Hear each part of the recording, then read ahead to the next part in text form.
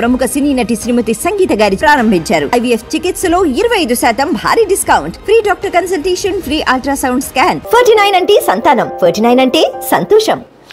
2 రోజులుగా ఎడతెరిపి లేకుండా కురుస్తున్నటువంటి భారీ వర్షాలకు 2 తెలుగు రాష్ట్రాల్లో కూడా అతలాకుతలం అవుతున్నటువంటి పరిస్థితి. భారీ స్థాయిలో వరద వచ్చి చేరుతున్నటువంటి నేపథ్యంలో అధికారులు సహాయక చర్యలు చేపడుతున్నారు. అయితే హైడ్రా ప్రస్తుతం తన కూల్చివేతలను ఆపటం జరిగింది. దీనికి సంబంధించే జనసేన పార్టీ నేత నాగబాబు స్పందించడం జరిగింది. రేవంత్ రెడ్డి తీసుకువచ్చినటువంటి హైడ్రా వెనుక ఉన్నటువంటి అసలు ఉద్దేశం ఏంటి అనేది మీకు తెలుసా?